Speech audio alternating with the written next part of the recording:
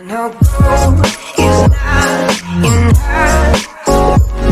She's a speed and time graph भी बिल्कुल ही distance और टाइम ग्राफ की तरह है। मतलब ये समझ लीजिए कि ये स्पीड एंड टाइम ग्राफ का बड़ा भाई है। सही है। इसमें भी हम 3 केसेस पढ़ेंगे कि जब हमारे पास यूनिफॉर्म एक्सेलरेशन होगी तब ग्राफ किस तरह का बनेगा, जब कांस्टेंट एक्सेलरेशन होगी तब ग्राफ किस तरह का बनेगा, और जब वेरिएबल एक्सेलरेशन होगी तब ग्राफ किस तरह का बनेगा। सही है।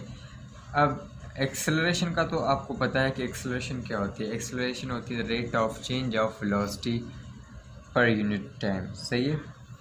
और स्पीड एंड टाइम ग्राफ को आप एक्सेलरेशन ग्राफ भी कह सकते हैं, क्योंकि एक्सेलरेशन क्या होता है rate of change of velocity या स्पीड पर टाइम पर यूनिट टाइम।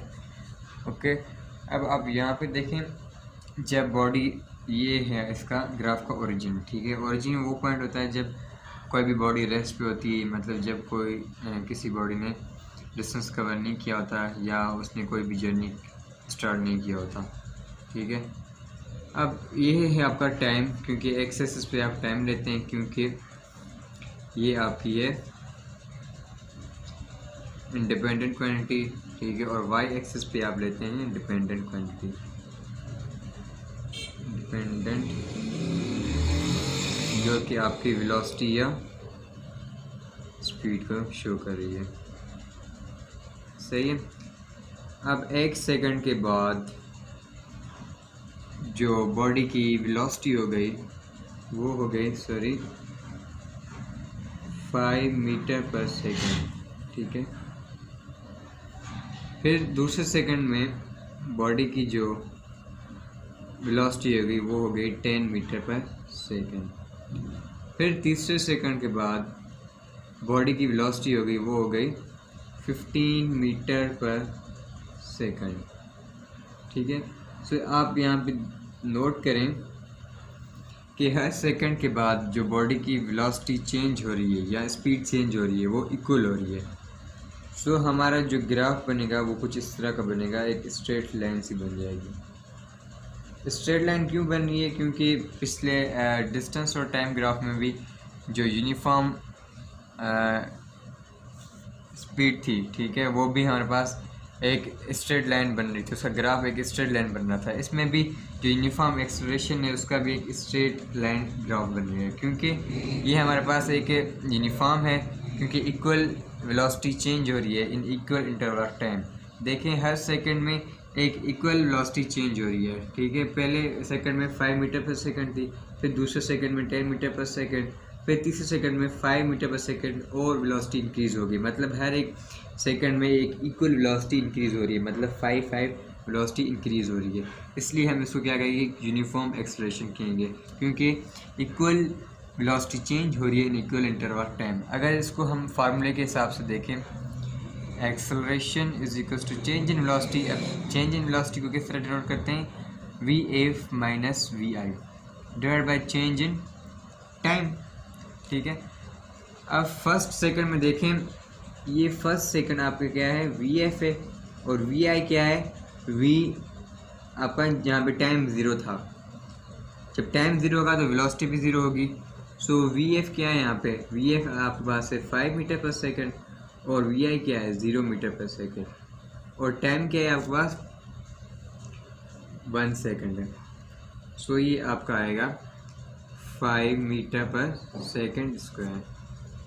फिर आप दूसरे पॉइंट पे देखें जहाँ पे आपका जो टाइम है वो 2 सेकंड्स है, ठीक है। A2 पे देखें, A2 एक्सप्रेशन देखें, VF आपका फिर क्या हो जाएगा, ये पॉइंट 2 हो जाएगा जहाँ से आप जिसको पॉइंट कर रहे हैं। तो ये VF फिर आपका हो जाएगा 10 मीटर पर सेकंड, और VI क्या हो जाएगा, क्योंकि VI हम इसको ले रहे हैं, फर्स्ट सेकंड ले रहे हैं, यहाँ से हम ऑब्जर्व कर रहे हैं, तो VI हो जाएगा आपके पास 5 मीटर पर सेकंड डिवाइडेड बाय T क्या हो जाएगा, सॉरी T आपके पास हो जाएगा टाइम, वो हो जाएगा,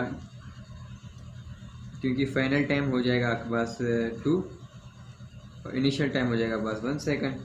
सो 2 में से -1 करें तो 1 बचेगा, और 10 में से 5 माइनस करेंगे तो फिर 5 ही बचेगा, 5 मीटर पर सेकंड स्क्वायर। फिर तीसरे पॉइंट पे आ जाए जहाँ पे आपके पास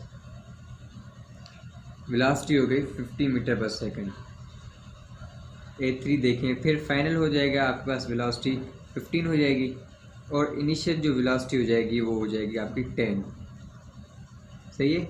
और जो आपके पास फाइनल टाइम हो जाएगा वो 3 हो जाएगा, इनिशियल जो हो जाएगा वो 2 हो जाएगा।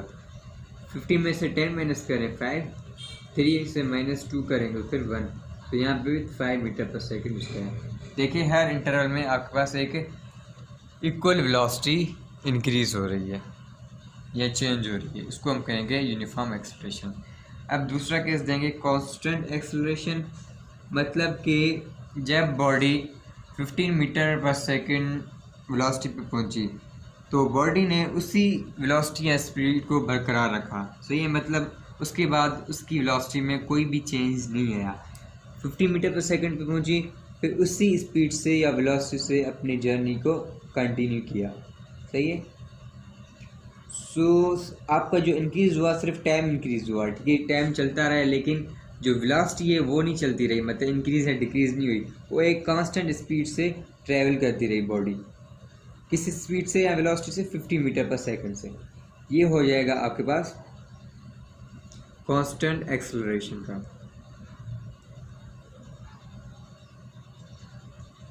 तीसरा केस देखिए वेरिएबल एक्सेलरेशन, मतलब बॉडी जो है अनइक्वल वेलोसिटी चेंज कर रही है in equal interval of time या अनइक्वल इंटरवल ऑफ टाइम, ठीक है। लेट्स से शुरू में बॉडी की जो स्पीड थी वो कुछ इस तरह थी, ग्राफ कुछ इस तरह आ रहा है, मतलब स्लोली उसकी जो वेलोसिटी है वो इंक्रीज़ करिए, फिर अचानक से फिर ज़्यादा इंक्रीज़ हो गई, ठीक है, फिर डिक्रीज़ हो गई वेलोसिटी, ठीक है, फिर वेलोसिटी इसकी 0 हो गई, फिर अचानक से फिर इंक्रीज़ हो गई, मतलब 50 मीटर पर सेकंड पे आ गई, फिर 0 हो गई, ठीक है। मतलब एक इक्वल वेलोसिटी चेंज नहीं हो रही, मतलब डिसऑर्डर्ड में इसकी वेलोसिटी इंक्रीज़ और डिक्रीज़ हो रही है। और चीज़ आप यहाँ पे देखें, लेट्स से अगर बॉडी ने 3 सेकंड्स में जो उसकी वेलोसिटी हुई है वो हो गई है 15 मीटर पर सेकंड। सो ये ग्राफ कुछ इस तरह का बनेगा, मतलब जब वो अगर यूनिफॉर्म वेलोसिटी या स्पीड से आ रही है। सो अगर आप इसको परपेंडिकुलर बनाएं, सही है, यूँ अगर इसको ड्रा करें तो ये क्या बन जाएगा उसका एरिया, ठीक है। सो अगर आप इस एरिया को कैलकुलेट करना चाहें तो उसका फार्मूला क्या होता है, 1/2 विड्थ मल्टीप्लाई हाइट। सो विड्थ जो है इसकी 3 है और हाइट कितनी है 15, 315 कितना होगा 30/45। सो ये जो एरिया होगा वो बेसिकली शो करेगा उस बॉडी ने कितना डिस्टेंस कवर किया है। सो उस बॉडी ने जितना डिस्टेंस कवर किया है वो है 45 मीटर।